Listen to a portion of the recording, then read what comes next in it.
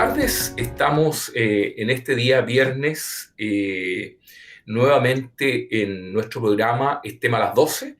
Estamos hoy día en un día muy particular en esta semana de octubre, porque hace unos días atrás tuvimos un año del 18 de octubre, se produjeron una serie de eventos y acontecimientos a lo largo y ancho de nuestro país y estamos hoy día exactamente a 2 días del inicio de un proceso constituyente, un proceso tremendamente trascendente para los destinos futuros de nuestro país. Y en esta ocasión tenemos un programa bien particular porque durante todo lo que dura el programa, como lo hemos hecho en ocasiones anteriores, siempre hemos tenido 2 invitados, pero en esta ocasión, visto la trascendencia del momento histórico que está viviendo nuestro país, es que vamos a concentrarnos estrictamente a conversar con un solo invitado, a quien quiero desde ya agradecerle su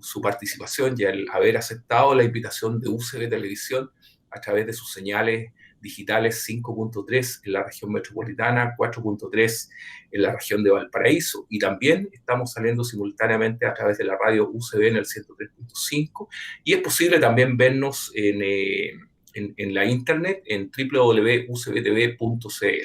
Me estoy refiriendo a nuestro invitado del día de hoy, a don Gutenberg Martínez Ocamica, quien es actualmente rector de la Universidad Miguel de Cervantes y también ha sido diputado por la República durante 3 periodos y tuvo ocasión de presidir la Cámara de Diputados durante 2 periodos seguidos. Gutenberg, un placer recibirlo. Le quiero agradecer muy sinceramente el que haya aceptado la invitación a nuestro programa El Tema a las 12. Bueno, buenas tardes y muy agradecido de la oportunidad. Y además es volver al alma mater televisiva, porque durante algún tiempo cuando estábamos en la Cámara estábamos en un programa plural con 2 o 3 invitados más. Así que es un reencuentro con la televisión de UCB. Muy bien, pues un placer recibirlo, como le decía. Y yo cuando hacía la introducción decía que estamos viviendo un momento muy trascendente dentro de la historia de nuestro país, porque nos encontramos hoy día, viernes 23 de octubre, nos encontramos a 2 días de vivir un momento que puede marcar los destinos de los próximos 30, 40 años, más o menos es el comportamiento que han venido teniendo las revisiones constitucionales en nuestro país, y venimos saliendo de una semana que también ha estado marcada por un conjunto de eventos que se han sucedido, particularmente cruzado por manifestaciones violentas que de alguna manera pudieran tener alguna eventual particular influencia sobre este evento que vamos a tener a partir de este día domingo. No sé qué opinión le merece usted, y quiero partir ya derechamente preguntándole, Gutenberg, ¿qué opinión le han merecido los eventos que tuvimos a bien vivir el domingo recién pasado y algunos de los días posteriores en algunas regiones de nuestro país, en consideración a que estamos viviendo un momento pandémico muy relevante para nuestro país y que se viene este evento constitucional? Gutenberg, por favor.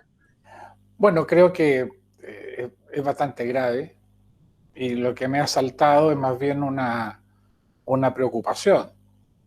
En una democracia normalmente se entiende que antes de un periodo eleccionario hay una situación de plena paz, de pleno respeto al orden público, un ambiente que permita meditar a los ciudadanos respecto a qué decisión van a tomar, pesar las distintas alternativas.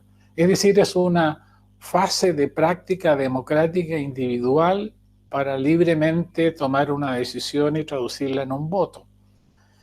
Y aquí, desgraciadamente, estamos con un contexto difícil, preocupante, en el cual los temas de violencia naturalmente generan un peligro. Y no es ya un peligro tan solo futuro, sino que yo diría que es un peligro presente.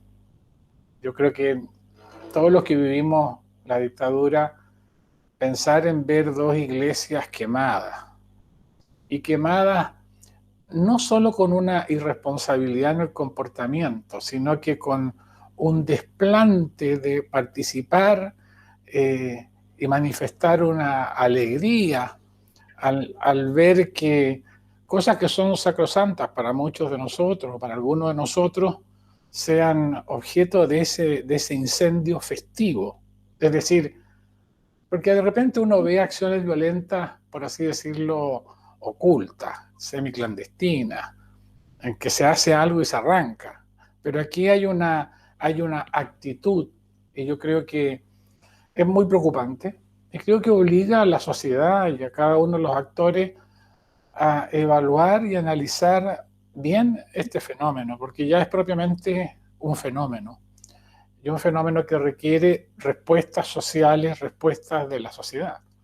En esa lógica, bueno, yo creo que hay bastante que conversar, cuáles son los factores, cuáles son los actores, esta mezcla de narcotraficantes, de delincuentes, de anarcos, de lumpen, en definitiva, genera un comportamiento que requiere estudio. Y me detengo solo en este punto porque uno podría explayarse mucho. Por ejemplo, el pensamiento anarquista tiene dos constantes. Sus enemigos básicos son el Estado y la Iglesia. Así está definido en sus textos históricos y en sus textos presentes.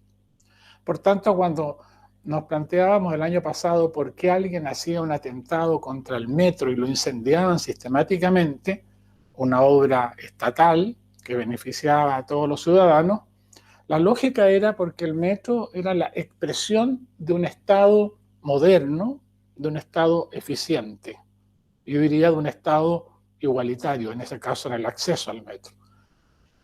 Por lo tanto, ahí hay una lógica en hacer acciones simbólicas en torno a aquello que pueda representar al Estado, acciones destructivas. Y el otro enemigo definido por el anarquismo es la Iglesia. Yo circulo normalmente por el centro de la ciudad y veía cómo estaban los escritos, las murallas que decían la única iglesia que alumbra es aquella que se incendia. Y por lo tanto hay también un objetivo, una obsesión en contra del Estado y en contra de la Iglesia. Es decir, el anarquista que participa no está preocupado de la Constitución, no está preocupado de la democracia, no está preocupado de construir algo, sino que está preocupado de ver cómo se puede destruir el Estado y cómo se puede destruir o dañar físicamente o en términos de su infraestructura a la Iglesia. Bueno, a esto le podemos agregar el por qué los narcos, el por qué los delincuentes, el por qué el lumpen, los otros que se suman a este factor. Pero muy, muy preocupante, puede empañar el acto cívico que tenemos próximo, puede exacerbar un ambiente negativo para lo que requiere la construcción de una constitución, mucha preocupación. Sí, usted, Gutenberg, decía algo que es bien interesante respecto al tema de la paz. Recuerdo que el 15 de noviembre, que fue, y yo lo recuerdo como si fuera ahora, porque me trasnoché esa noche, me trasnoché y perdón que me tome un pequeño espacio. Reconozco que cuando cuando escuché la declaración transversal que se hizo casi de la totalidad de los partidos, debo reconocer que mis ojos se llenaron de emoción y lágrimas, ¿ah? Al verlo, porque en ese momento tan complejo sentíamos que estábamos en una situación que no se veía, que no se veía salida, y ahí se prendía una luz. Me estoy refiriendo al acuerdo por la paz y la nueva constitución, que en su primer articulado, en los 12 puntos que este contiene, justamente había un compromiso efectivamente por la restitución de la paz, la tranquilidad, en fin. Y usted muy bien acaba de señalarlo, hemos sido todos los chilenos de alguna manera testigos y no necesariamente nos estamos dando cuenta que aquello efectivamente está sucediendo. Hecho ese contexto, Gutenberg, y desde esa perspectiva, quisiera yo pedirle a usted su opinión, porque la perspectiva nos da una mirada, nos da una mejor mirada. ¿Ah? ¿A qué me refiero con la perspectiva? Usted hoy día ya no está en el Parlamento. ¿Ah? Sigue haciendo política eventualmente desde lo suyo, pero no está en el Parlamento, está en una labor académica. ¿Cómo observa usted, y transversalmente, la acción que han llevado adelante sus antiguos colegas, voy a decir políticos, y aquí estoy incluyendo probablemente a todos los poderes del Estado, o a los dos poderes esencialmente políticos, el legislativo y el ejecutivo? ¿Cómo usted? Es complicado a veces es decir, opinar respecto al comportamiento de instituciones en las cuales uno ha estado presente, y por 12 años, como fue en la Cámara de Diputados. Perdón que lo interrumpa, pero puede Sí, tener un valor porque usted la conoce por dentro, porque la sí, vivió. sí, yo creo que, bueno, hay varios textos ya escritos universalmente en términos de que hay una crisis de la democracia a nivel mundial. Mundial al menos en lo que antes se denominaba el mundo occidental, es decir, aquellos continentes en los cuales la democracia es reconocida como el mejor régimen político y como la mejor forma de convivencia. Hay una degradación de la democracia, hay una distancia y una crítica de la ciudadanía, y en esto hay responsabilidades de todo el mundo. Yo creo que los cambios del mundo que han sido tan vertiginosos son difíciles a veces de seguir por parte de la política y por parte de las instituciones democráticas. Entonces, yo participo plenamente de esa sensación el 15 de noviembre. Fue un respiro, fue una luz de esperanza, fue un reconocimiento de madurez cívica, de ponerse la camiseta del bien común, de pensar más en Chile que en las posiciones de cada uno. Fue un lindo día, diría yo. Ahora, después esto ha empezado a matizarse, porque la política, bueno, yo creo que los católicos, muchos de nosotros hemos tenido la ocasión de leer la última encíclica del Papa, ya, y que cae como anillo al dedo en una serie de reflexiones que se hacen en este tiempo. Bueno, yo creo que la política ha caído en los males del conflicto, de privilegiar el conflicto, de entender que el otro actor es un enemigo y no un miembro de la comunidad democrática. Y todo eso se va traduciendo en las acciones, en muchas de las acciones siguientes. Uno tiene la impresión de que hay retroceso respecto al 15 de noviembre, muy marcado. Después, nuevamente, como que se retoma en parte el espíritu de ese acuerdo por la paz. Bueno, yo creo que yo tengo la esperanza de que el plebiscito nos abra un tiempo de reencuentro entre los chilenos, que recuperemos el valor de lo que se denomina amistad cívica, y que cada uno colabore a comportarse de ese modo, porque en caso contrario vamos a ir de mal en peor. Es una esperanza que, si logramos que haya una participación ciudadana importante que dote a este acuerdo de legitimidad, implica una obligación por parte de todos aquellos que son los actores más determinantes, los que sean mañana miembros de la constituyente, de la nueva constituyente, de la convención que se apruebe, el asumir esa obligación como chilenos que los ciudadanos le han dado, que es generar en paz una constitución que sea una casa común, que sea una casa de todos. Y en esa práctica yo creo que hay cosas que se requieren cambiar. La política no es solo conflicto. La política es conflicto y búsqueda de acuerdo. El Papa Francisco en la cultura del encuentro nos enseña muy bien a que el conflicto no puede mantenerse per se infinitamente como un método. El conflicto es la expresión de una situación, pero el conflicto tiene que ir acompañado de solución, y de solución que supere el conflicto y no que lo exacerbe. Y yo creo que esa lógica es la que debiéramos recuperar en la política nacional, en las instituciones y en los valores que deberán impregnar lo que viene. Perfecto. Mire, yo hacía los números y sacaba una cuenta y llegaba a que usted militó 54 años en la democracia cristiana, porque usted se incorporó, de acuerdo a la investigación que yo hice, usted se incorporó por ahí por los 60, por ahí más o menos, se incorporó y 63, 64. Sí. claro, exacto. Y al 18 abril del año 2018, usted se retira, me da 54 años de militancia. Se partió usted muy jovencito, que se incorpora a las juventudes, partiendo por el colegio de alguna manera y después... Sí, sí, sí, en el colegio a los 14 años. Claro, un rol muy trascendente también en su vida universitaria, con cargos de mucha responsabilidad en la Juventud Demócrata Cristiana en el país y también a nivel latinoamericano. Además, un hito relevante en el Parlamento. Usted creó el Parlamento de los Jóvenes, algo así. Usted después nos puede precisar exactamente eso.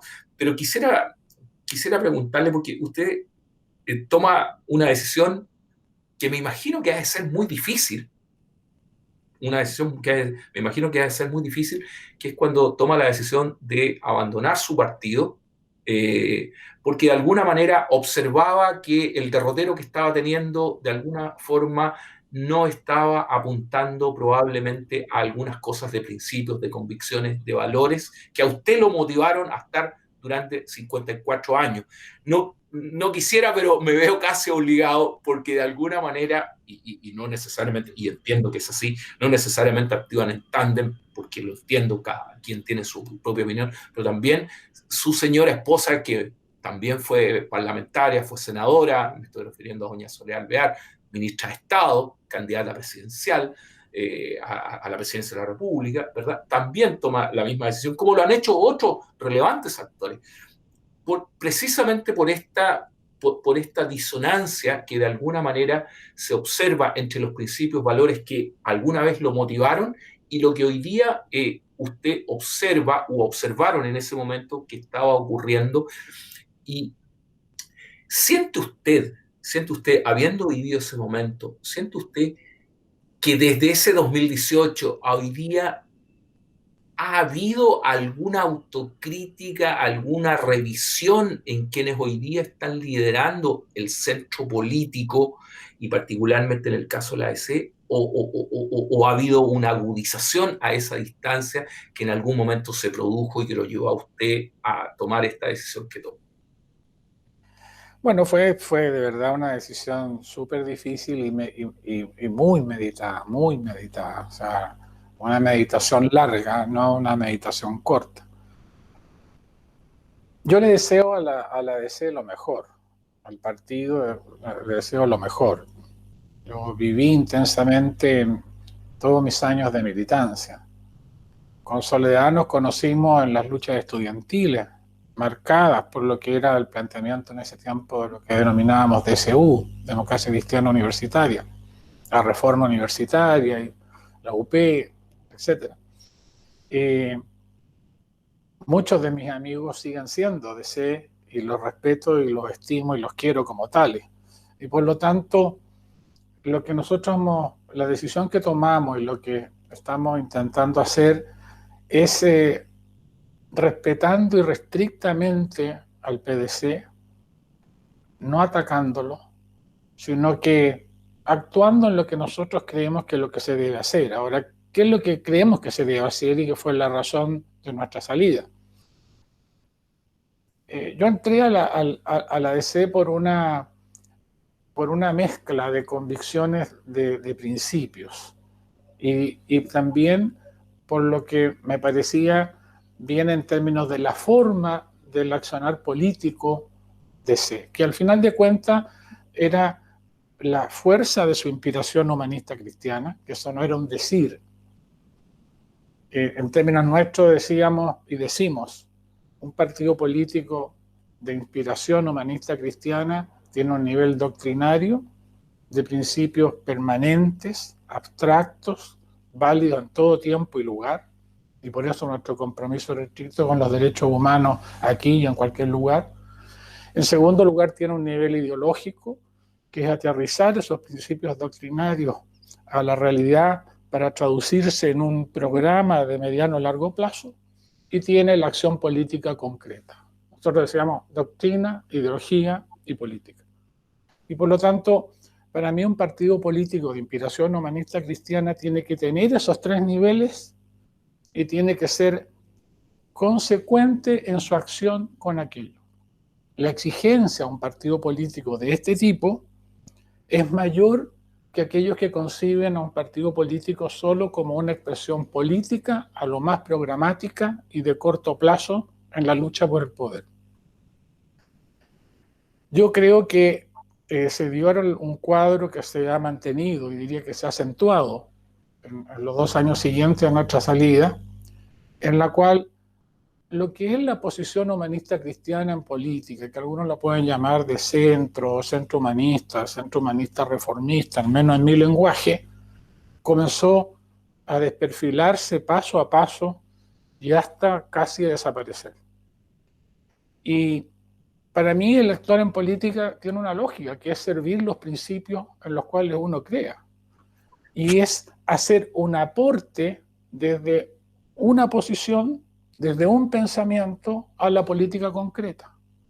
Lo cual implica en la acción política concreta no perder esa identidad, no por un sectarismo excluyente, sino porque de la suma de los aportes de distintos se construye, por así decirlo, un bien común político.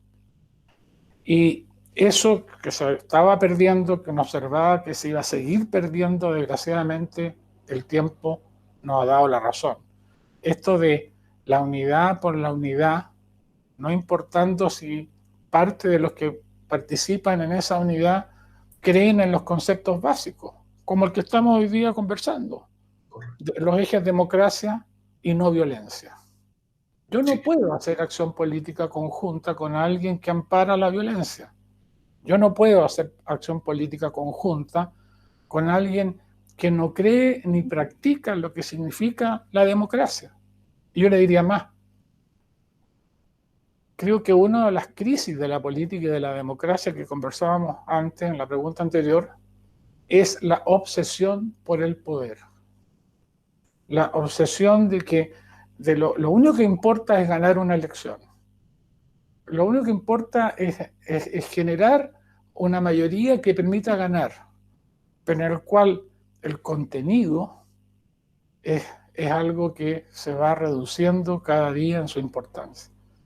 Y bueno, por esa lógica es que me salí con respeto y deseándole el mejor de los éxitos al PDC, en la idea de poder ir construyendo sin apuro, sin esa obsesión por el corto plazo, una corriente humanista cristiana capaz de juntarse a otros humanistas, pero que reivindique el valor del humanismo en la política, o dicho en términos papales, la necesidad de humanizar la sociedad siempre.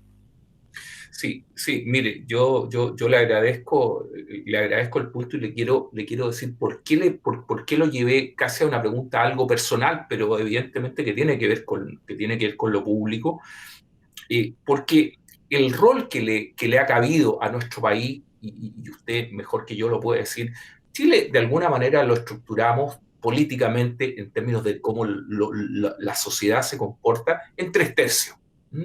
Un tercio, y perdón que lo diga así, izquierda, centro, derecha.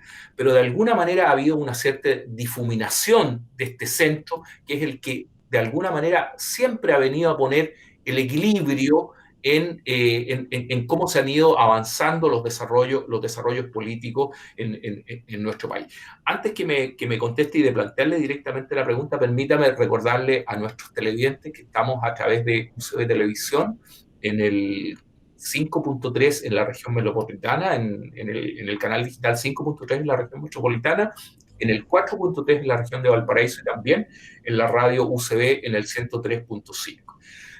Le decía yo, Gutenberg, respecto de la relevancia del centro en términos de establecer los moderados equilibrios. Estamos a puertas, ya lo conversamos, de iniciar un proceso constituyente que va a requerir de mucha prudencia, de mucha ponderación, porque vamos a entrar a discutir un tema tremendamente ilustrado.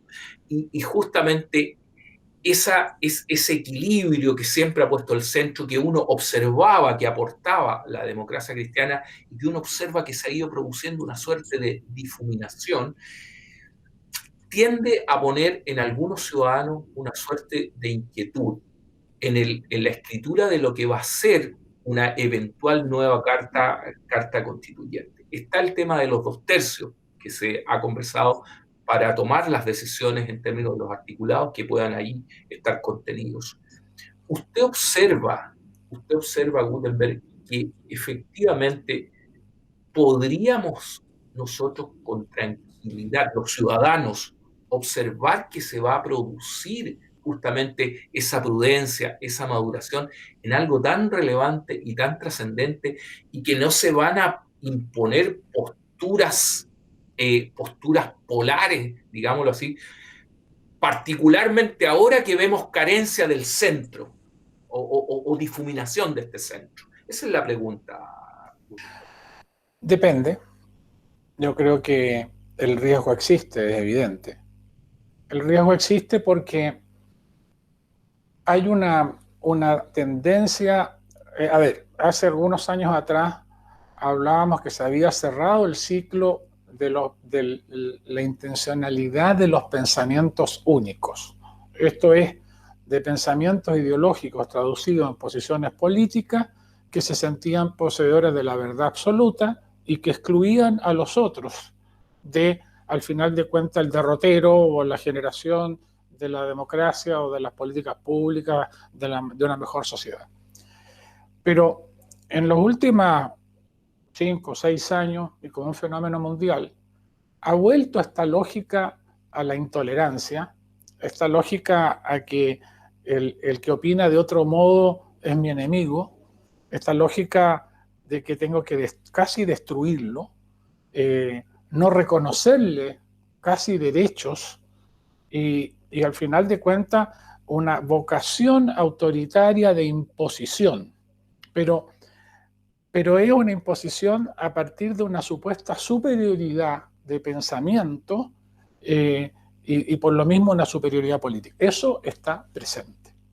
Eso es lo que justifica, o explica, perdón, no justifica, explica actitudes poco dialogantes, el rechazo al diálogo, el rechazo a que el acuerdo cuando es posible es bueno y que en política el mayor acuerdo y el mayor consenso es muy bueno y que las sociedades que son capaces de equilibrar sus diferencias, sus disensos con consensos básicos son a las sociedades y a los países que les va bien.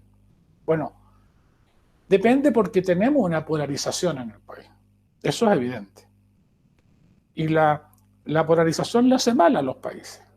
Y ahí también hay una reivindicación de lo que nosotros estamos intentando hacer, de regenerar una posición humanista cristiana en política, y hoy día, en vista del fenómeno constitucional, de hacer confianza en la participación de independientes en el próximo constituyente. Esto es, en la medida que después de este plebiscito lo que tenemos son dos polos que se enfrentan, listas únicas de convencionales por un lado, listas únicas por el otro, absolutamente confrontadas, el riesgo de lo que pase es grande. Puede salir un engendro ni tú ni fu, puede salir una locura, puede no surgir nada, puede ser un hito que aumente la polarización en vez de esa esperanza que sentimos el 15 de noviembre de que fuera un hito que nos posibilitara un reencuentro entre los chilenos. Por eso creo que nosotros estamos confiando mucho y en eso se ha logrado. Ha habido apertura, hay que reconocerla, en el Parlamento y en el gobierno de casi todos los partidos, a excepción del Frente Amplio, que ha votado en contra, de abrir la posibilidad de listas de independientes que puedan representar, por decirlo de algún modo, el sentido común. El chileno lo que contesta mayoritariamente en todas las encuestas, a contrario de lo que piensan las políticas de los dos polos, es que quiere acuerdos. La inmensa mayoría no dice no quiero acuerdos, no dice quiero imponerle al otro una verdad y que el otro desaparezca. Por lo tanto, si no hay fuerzas políticas hoy día, ojalá podamos construirlas hacia el futuro, que representen esta lógica, estamos confiando en que las listas independientes sean la posibilidad de que ciudadanos de buena fe, ciudadanos que crean en la democracia, que tengan mucho sentido común, que tengan muy presente que aquí no estamos jugando el futuro del país, de las generaciones que vienen, sean los que ante los polos tengan la representación y fuerza suficiente, por decirlo de algún modo, para promover los acuerdos y también, si es necesario, para obligar a los polos a acordarse. Por lo tanto, la verdad es que yo creo que todo esto depende. Depende del comportamiento de los polos, depende de cómo voten los ciudadanos mañana en las elecciones de los constituyentes, y que exista, por lo tanto, esa voluntad. En política yo aprendí siempre que la misión de los actores, entiéndase partidos o movimientos políticos, era, y esa, a mi juicio, la de articular y agregar intereses. Esto se ha perdido. Creo hoy día que formar un partido es formar un ejército que va a ir al combate a destruir al otro. No, señor. La lógica de una buena política es que los partidos tienen que ser, y los movimientos políticos tienen que ser capaces de articular y agregar intereses. Más aún, hoy día en sociedades complejas, que son mucho más complejas que ayer, en que la diversidad es mucho mayor a que la que existía ayer. Pretender la homogeneidad, el camino único por el cual todos deben transitar en una sociedad moderna, diversa, que debe ser más plural, es una contradicción absoluta. Perfecto. Gutenberg, vamos a ir a una pequeña pausa, vamos a ir a un pequeño corte para que nuestros telespectadores no se nos vayan a ir. Le voy a dejar, preguntado, le voy a dejar instalada una pregunta para ya después seguir conversando un poquito más profundamente respecto al tema constitucional, y es respecto al papel que le han cabido a las redes sociales. No me conteste ahora, vamos a ir a una pequeña pausa comercial y estamos de vuelta con ustedes a través de UCB Televisión y la radio UCB. Nos vemos en un segundo. Muchas gracias.